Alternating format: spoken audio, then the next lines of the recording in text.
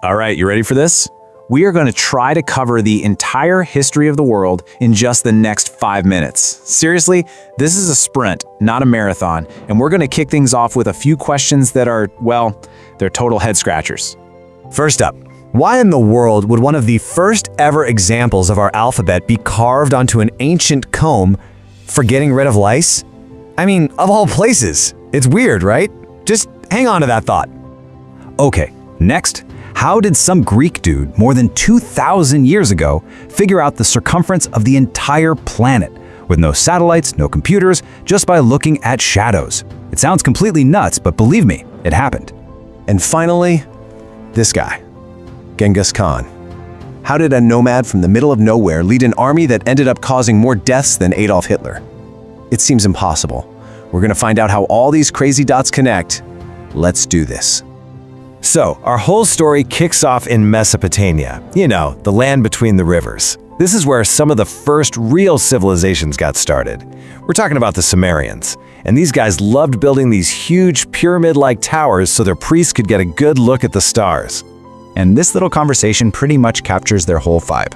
But while the priests were busy trying to read the heavens, the Sumerians also came up with some super practical stuff we still use every day. Like the whole idea of 60 seconds in a minute and 60 minutes in an hour? That was them. And, most importantly, they invented writing. And you know what happens when you get big cities and writing right? You get ambition. A king named Sargon of Akkad looked at all the separate little cities around him and basically thought, this is a mess. He figured he could run the whole show. But let's be honest, it wasn't for the people. It was all about boosting his own pride, power, and possessions. And just like that, boom, the world had its very first empire. Now, while Sargon was busy with his new empire, the rest of the world wasn't just sitting around. At the exact same time, the Egyptians were building their massive pyramids, the Minoans over on Crete were painting these beautiful pictures, and folks in the Indus Valley were building these incredibly well-organized cities with actual street grids. The world was poppin'. Okay, so that Sumerian writing, it was crazy complicated. But then, the Phoenicians and their Canaanite ancestors had a revolutionary idea. A total game changer, the alphabet.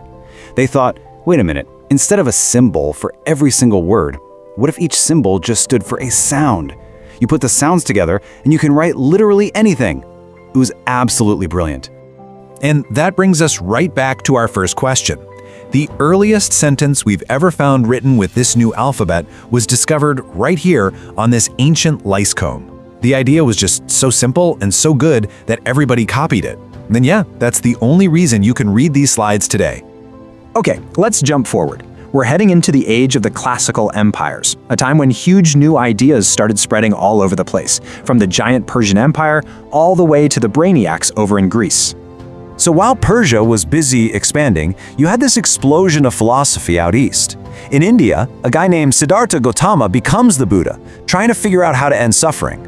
Over in China, you've got Confucius teaching people how to be good to each other, while Laozi is basically saying, hey, just chill out and go with the flow. Meanwhile, in Greece, you had this incredible chain of thinkers. Socrates teaches Plato, who then teaches Aristotle, and Aristotle's star student, none other than Alexander the Great. Armed with all that Greek knowledge and a really good army, Alexander just turns east and conquers the entire Persian Empire. And in this new Greek-speaking world that Alexander created, some amazing science started happening. This is where we answer our second question. There's this Greek librarian in Egypt named Eratosthenes. He noticed that on one day a year, the sun was directly over a city called Syene. But in his city, Alexandria, it made a little shadow. He realized that the angle of that shadow was the key. He measured it, knew how far apart the cities were, and did some math, and calculated the size of the entire planet. It's just incredible. So while the Greeks were thinking deep thoughts, the Romans were busy conquering. They built this huge republic, they even took down Hannibal and his war elephants. But all that power made them unstable, and they just tore themselves apart in a bunch of bloody civil wars. Out of that chaos, you get guys like Julius Caesar, who sets the stage for his heir, Augustus, to finally stop the fighting and name himself the first Roman emperor. The Roman Empire brought a kind of stability for a while, but some powerful new forces were brewing that were about to change the world forever. We're talking about game-changing new religions and some absolutely unstoppable warriors from the steppes. Right inside the Roman Empire, a new religion started up. After Jesus was crucified, his followers said he'd come back from the dead. The Romans tried everything to stamp out this new faith. I mean, they were literally feeding Christians to lions. But funny thing is, the more they persecuted them, the faster the religion grew. It spread so much that eventually the Emperor Constantine himself converted. A few hundred years later, down in Arabia, the Prophet Muhammad united all these warring Arab tribes under a new religion, Islam. Once they were told they couldn't fight each other anymore, they turned all that energy outward, and in what felt like the blink of an eye, they built an empire even bigger than Rome's. Which brings us to Genghis Khan. And the answer to our question, it's all about the sheer, brutal scale of his conquest. If a city fought back, it was often just wiped off the map. Historians think the Mongol invasions killed tens of millions of people, a huge chunk of the world's population at the time. He personally conquered twice as much land as Alexander the Great, and his kids and grandkids would go on to double that, creating the biggest single land empire in all of history. The world was now more connected than ever, but the balance of power was about to shift big time. We're moving into an era of European expansion, revolutions that created new countries, and the brutal colonization of an entire continent. Now this is a beautiful piece of historical irony. So Britain goes into massive debt from fighting a war with France. Their solution? Tax the American colonists. Well, the colonists revolt. France, wanting to stick it to Britain, helps the Americans win, which puts France into massive debt. And their solution? You guessed it, tax their own people. Which of course led to the French Revolution. One revolution literally caused the next.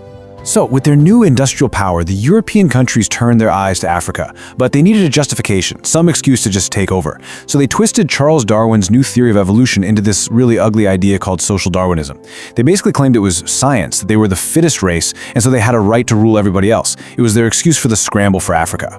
But of course, that entire idea was based on completely ignoring centuries of history. Africa was home to incredible empires and kingdoms long before Europeans showed up. We're talking about places like ancient Kush and Axum, the huge stone structures of Great Zimbabwe, and the amazing artists of the Kingdom of Benin, just to name a few. This was a continent with deep, rich histories, not some empty space on a map. Okay, as we get close to the 20th century, the speed of change just goes into overdrive. Telegraphs are connecting the whole world in an instant. At the same time, though, new inventions like airplanes, machine guns, and massive battleships are making the world way, way more dangerous. And all the big empires are in a frantic race for more power. You can just feel the tension building, right? You've got all these powerful empires, loaded with deadly new weapons. They've already carved up most of the globe, so there's really nowhere left for them to expand. So the big question is, with all that firepower and ambition crammed onto one planet, what happens next? We'll get into that in our next explainer.